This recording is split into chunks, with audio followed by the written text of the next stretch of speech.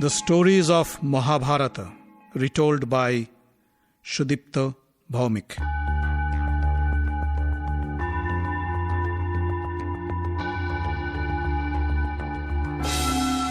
Welcome, dear friends, to another episode of the stories of Mahabharata.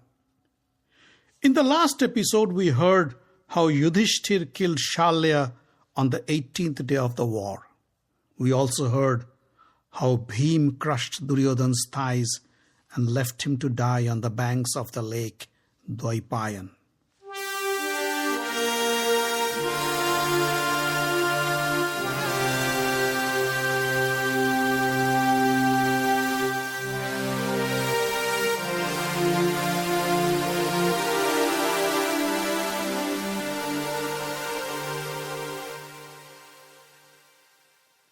After the Pandavas had left, Aswathama, Kripacharya and Kritavarma returned to the banks of Lake Dwaipayan, where Duryodhana lay unconscious. Aswathama brought some water from the lake and sprinkled it on Duryodhana. Gently, he cleaned the blood and grime from his face and body. Slowly, Duryodhana regained consciousness, and as his senses became active, he cried in pain. Aswathama couldn't hold back his tears. The heir to the throne of Hastinapur, the great king Duryodhana, was lying helpless in the dust and writhing in pain, and nobody to care for him. He could have never imagined witnessing such a horrific and tragic scene. Aswathama said, "O king, my heart breaks to see you in such a condition. Tell me, how can I be of any service to you?" With great difficulty, Duryodhana lifted his torso using his elbows as support. The Pandavas tricked me and defeated me using unfair means. Avenge me if you can.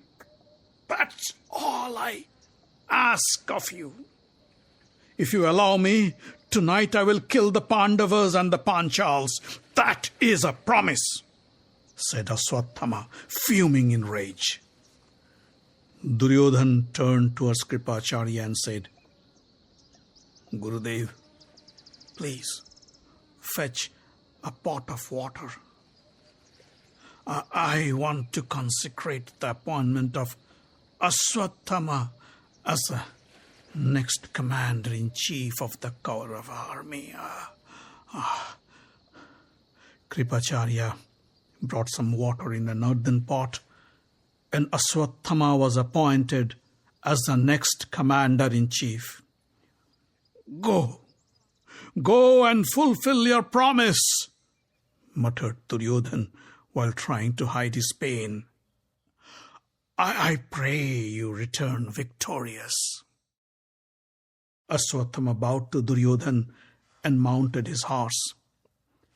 Kripacharya and Kritavarma followed him, and the three warriors galloped towards Kurukshetra, leaving behind Duryodhana, awaiting his death. At nightfall, they reached a dense forest and decided to rest a while and work out a plan to attack the Pandavas. They sat down under a huge banyan tree, and within moments, Kripacharya and Kritavarma fell asleep. Aswathama, however, couldn't sleep. He racked his brain thinking about ways to overpower and kill the Pandavas and the Panchals. Suddenly, he heard the crows in the branches overhead crying out loud and fluttering their wings. Aswathama looked up and saw a huge black owl on one of the branches.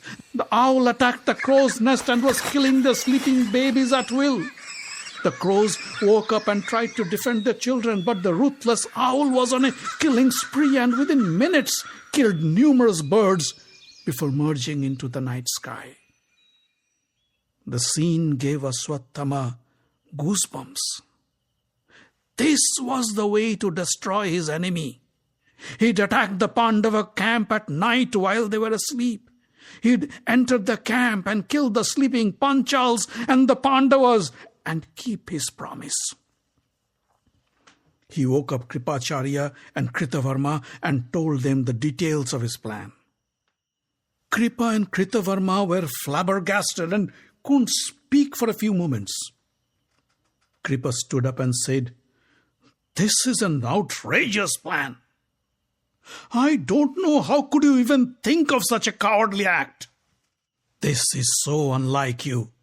I suggest you have a good night's sleep and clear your head. Tomorrow we'll think of something more honorable to achieve victory." Aswathama was furious. "How can I sleep when my king lies in his deathbed and cries in pain? I cannot rest without avenging King Duryodhan. I cannot rest without killing Drishtadumna. You need to understand, tomorrow the Pandavas and Panchals will be protected by Krishna and Arjun, and we won't be able to touch even a strand of their hair." Kripa tried to say something, but Aswathama stopped him. "Fine. You don't have to enter the camp and do anything. I will do whatever is necessary, and if I need to, I will suffer the consequences with no regrets." Aswathama mounted his horse and galloped away towards the Pandava camp. Kripacharya and Kritavarma stood perplexed for a while, not knowing what to do. Kripa said to Kritavarma, "I think we shouldn't leave him alone. We don't have to enter the camp with him, but outside the camp, we should protect him from any attacks." Kritavarma agreed. They mounted their horses and followed Aswathama at a distance. Yudhishthir was despairing that evening. What had the war given him? Victory, of course. But at what cost? People whom he loved, respected, people whose company he enjoyed, were all dead. With whom could he share his glory? He said to his brothers, "Tonight, I don't feel like sleeping in the camp. I want to go somewhere peaceful, maybe by the banks of the river, and sleep under the open sky. Would you like to join me?" The brothers agreed. Krishna agreed to accompany them too. They mounted their chariots and went to a peaceful place by the river bank and lay down to rest on the sand. Aswathama stood on the margins of the Pandava camp and looked for the right place to enter. It seemed the Pandavas, having been assured of victory, hardly had any guards around the camp. Only one man stood at the entrance. The rest of the camp was silent. Aswathama decided to enter the camp right from the main entrance. At that moment, Kripacharya and Kritavarma arrived and stood next to him. "Good that you have decided to come," whispered Aswathama. "You stay outside, and if anybody tries to escape, kill them." Aswathama alighted from his horse, covered his head in a cloak, and walked towards the camp with an open sword in hand. Quietly, he arrived at the gate and with a quick swish of his sword killed the half-asleep guard. He then entered the camp and looked for Drishtadumna's tent. The Panchal's prince's tent wasn't difficult to find. Aswathama stepped into the tent and found Drishtadumna sleeping on his bed, looking at his father's killers peacefully asleep. Aswathama's blood boiled. He held Drishtadumna by his hair and yanked him off his bed. Drishtadumna woke up, but before he could raise an alarm, Aswathama placed his feet on his mouth and pressed hard. Drishtadyumna realized his time had come. He held Aswathama's feet and muttered, "Kill me with your weapon and let me go to the heavens." "Never! You don't deserve to go to the heavens," growled Aswathama. He placed his hand on Aswathama's chest and pressed so hard that Drishtadyumna's chest got crushed, killing him instantly. Aswathama then saw the 5 brothers sleeping. He yanked one of the brothers by his hair and with a swift strike decapitated him. The noise woke up the other 4, and Aswathama realized that they weren't the Pandava brothers but the sons of Draupadi. But that didn't stop him. Before the startled brothers could defend themselves, Aswathama killed them all. By then, the word about Aswathama's raid had spread inside the camp, and the warriors scrambled to defend themselves. But Aswathama was indomitable, like death himself. He killed them indiscriminately. Those who tried to flee the camp got killed by Kripacharya and Kritavarma's arrows. Aswathama continued his rampage inside the camp. He then went to the stable and killed all the horses and elephants without any mercy.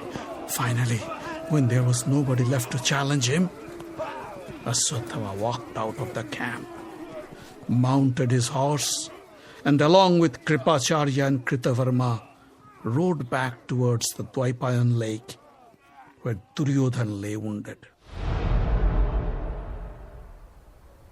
Duryodhan was still alive when Aswathama arrived.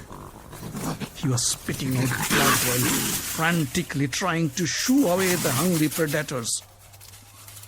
Aswathama knelt before him and said, "My king, I wasn't able to kill the Pandavas, but I have killed the 5 sons of Draupadi. I have also killed Drishtadyumna and many other Panchal and Pandava warriors. I know this is not enough, but at least I could avenge my father."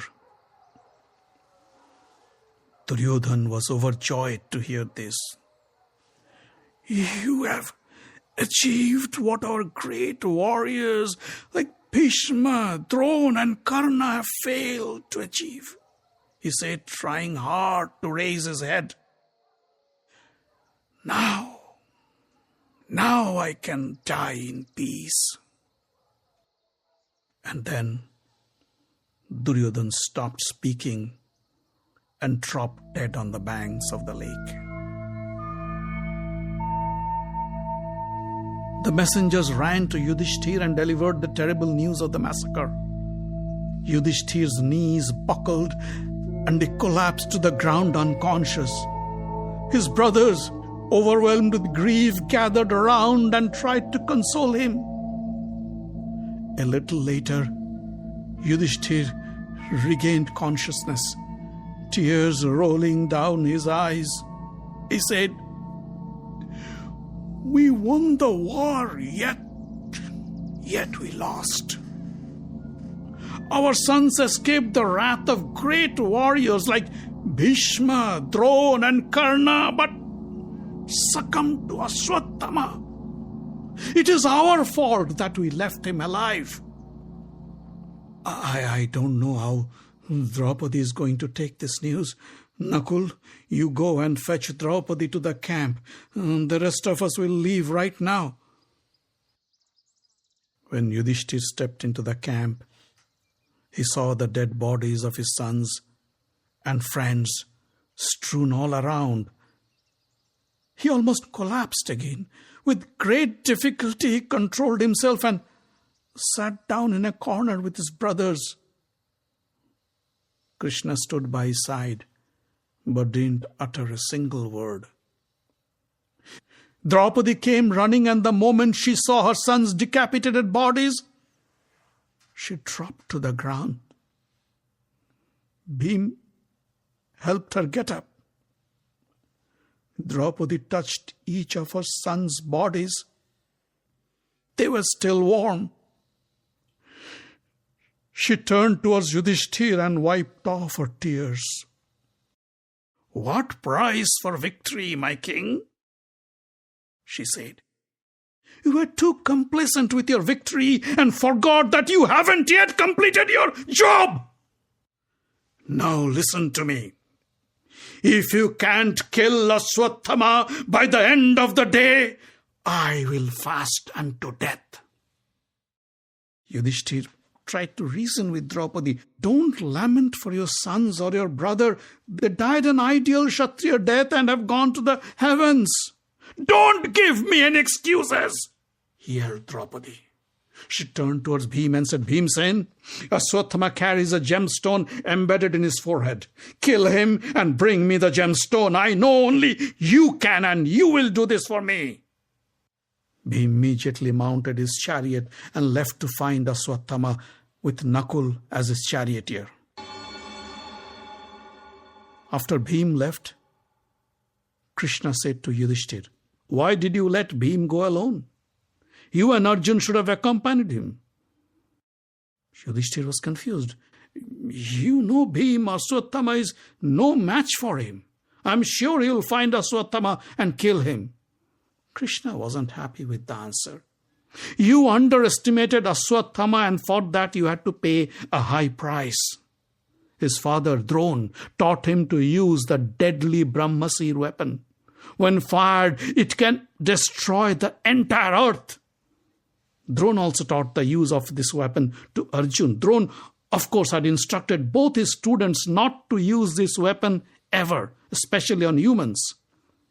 But I doubt a desperate Aswathama would abide by his father's words. I think it would be wise of you and Arjun to go and help Bhim.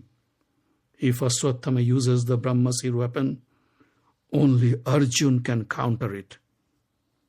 Yudhishthir and Arjun mounted Krishna's chariot, and the three drove in the direction where Bhim went. Soon they caught up with Bhim and joined him in his frantic search for Aswathama. They found Aswathama sitting on the banks of river Ganga with a group of sages. When Aswathama saw Bhim and Arjun, he panicked. He had no weapons in hand, but to activate the Brahmasir, he didn't need any physical weapon. He remembered his father had told him not to use this weapon against any human, but he had no option. He ripped out a blade of grass from the ground, uttered a mantra, and threw it up, saying, "Let the Brahmasir destroy the Pandavas." The weapon flared up, and with a huge roar, it blasted towards the sky to launch a strike against the Pandavas. Screaming at the top of his voice, Krishna said, "Arjun, fire your Brahmasir now and counter Aswathama's strike. Otherwise, we all will die along with thousands of your people." Arjun picked up an arrow, loaded it on his bow, and shot it up in the sky, activating the Brahmasir by uttering the mantra. The arrow transformed into a ball of fire and shot up into the sky to counter Aswathama's weapon. The gods and the sages panicked. Vyasa appeared between the two weapons and stalled them. Angry at Aswathama and Arjun, he said, "Why did you fire the Brahmasir? Didn't you know it is a crime to fire it against humans? Retract your weapons immediately." I fired it to counter Aswathama's strike and to protect our people," said Arjun. "However, I can't disobey you. I will retract my weapon. Please ask Aswathama to do the same." Arjun uttered a mantra to retract the Brahmasir. Aswathama said, "I was scared to see Bhim and Arjun and fired the weapon only as a last resort to protect myself. Hand over the gemstone on your forehead to Bhim, and they will let you leave," said Vyasa. "But before anything, you must retract your weapon." Aswathama nodded and said, "Oh, great Rishi Vyasa, this gem is more precious than my life. However, I can't disregard your command, and I will give my gem to Bhim. But I don't know how to retract the Brahmasir weapon. So it needs to strike something. I will retarget it at the wombs of the Pandava women, and it will kill their unborn children. Vyasa agreed. But the Pandavas and Krishna were furious. Krishna said, "You are a coward, Ashwathama. You have committed several sins and now you want to kill unborn babies. I curse you. You will live for 3,000 years, but your life will be one of endless pain and suffering. And let me tell you this, your weapon may kill the unborn children in the wombs of the Pandava women. But I will revive Abhimanyu's wife Uttara's child, and he will rule the Kuru kingdom for 60 long years." "I accept your curse, Krishna," said Ashwathama. He pulled out his knife, cut out the gemstone from his forehead, and gave it to Bhim. Then he stood up and walked away to live a long and painful life of 3,000 years. Yudhishthir, Bhim, Arjun, then Krishna returned to the camp. Bhim handed the gem to Draupadi and said, "We defeated the murderer of your sons. Here, take Aswathama's gemstone. I hope it gives you peace." Draupadi stood up with the gem in hand and said, "Thank you, Bhim." She turned to Yudhishthir and said, "O king, I would like you to wear this gem on your crown to remind everybody that the Pandavas never forgive those who harm their family." Saying this, Draupadi broke down in tears. The Pandava brothers stood by silently.